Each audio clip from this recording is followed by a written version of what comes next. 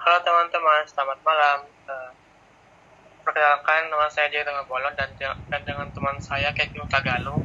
Di sini kami akan menjelaskan atau mempresentasikan hasil dari strategi pembelajaran kami uh, yang akan kami lakukan menjadi guru di masa depan.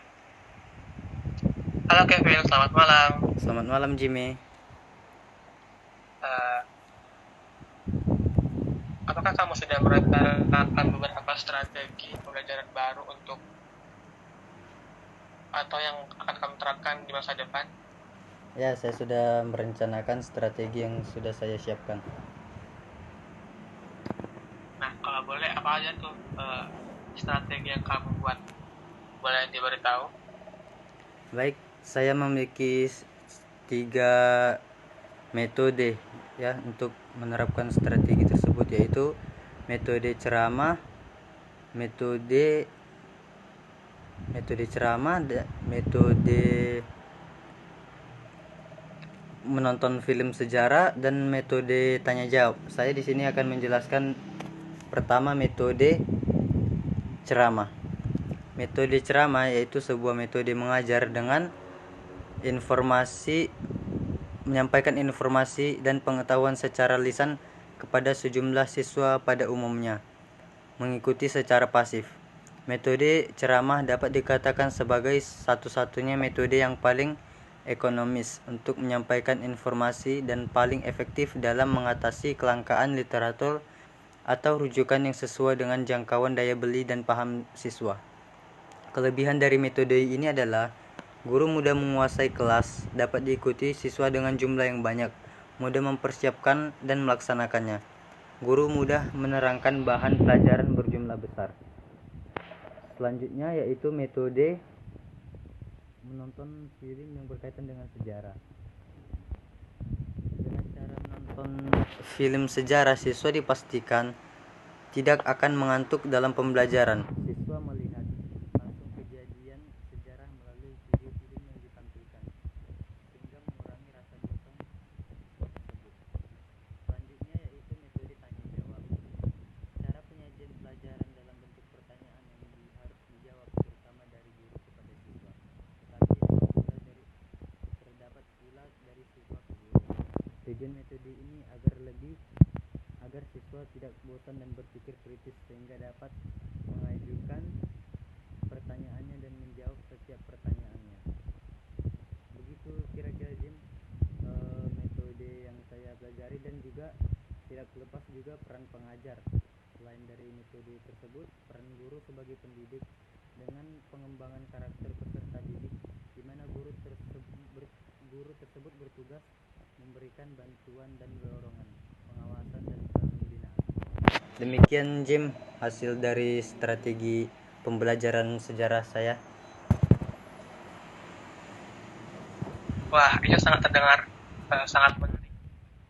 Saya juga berpikir tentang penerapan strategi pembelajaran yang saya buat. Ada beberapa strategi yang saya buat, seperti yang pertama, penggunaan teknologi. Dalam era digital, teknologi memiliki peran besar dalam pembelajaran. Kita dapat menggunakan perangkat lunak pembelajaran interaktif yang dirancang khusus untuk sejarah, seperti simulasi peristiwa sejarah atau basis data sumber sejarah. Selain itu, video dokumenter dan materi daring dapat membantu memvisualisasikan periode sejarah tertentu dan membuatnya lebih menarik bagi siswa. Kemudian yang kedua, pembelajaran berbasis proyek. Salah satu cara terbaik untuk meningkatkan pemahaman siswa tentang sejarah adalah melalui proyek-proyek sejarah yang praktis. Saya akan memberikan siswa tugas seperti menyusun pohon keluarga mereka, menulis esai tentang tokoh sejarah, atau bahkan membuat peta waktu sejarah. Proyek semacam ini akan membuat siswa terlibat aktif dan berpikir kritis. Kemudian koneksi dengan dunia nyata. Saya akan membuat hubungan antara materi sejarah dengan peristiwa atau isu-isu kontemporer. Di sini saya akan menyuruh siswa untuk mendiskusikan dampak masa lalu terhadap masa kini dan mengajak siswa untuk mengidentifikasi pola dalam sejarah yang mungkin terulang. Ini akan membantu siswa dalam memahami relevansi sejarah dalam kehidupan mereka sehari-hari.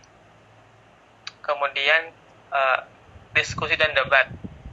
Diskusi kelas yang dipandu dengan baik dapat merangsang pemikiran kritis siswa. Saya akan mengajak siswa untuk membahas berbagai perspektif tentang peristiwa tertentu dan menggunakan debat untuk memahamkan mereka tentang konflik dan perbedaan pendapat yang ada dalam sejarah. Kemudian yang terakhir, kunjungan lapangan. Jika memungkinkan, saya akan menyusun kunjungan lapangan ke tempat-tempat bersejarah lokal atau ke museum. Interaksi langsung dengan artefak atau lokasi bersejarah dapat menghidupkan materi sejarah. Mungkin hanya itu saja sih di pikiran saya tentang strategi pembelajaran yang akan saya lakukan.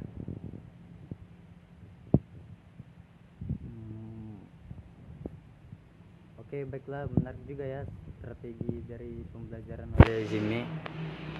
Oke. Ya, betul. Demikianlah teman-teman hasil dari strategi pembelajaran kami. Jika ada kesalahan dan kehilafan kami mohon maaf. Sekian dan terima kasih.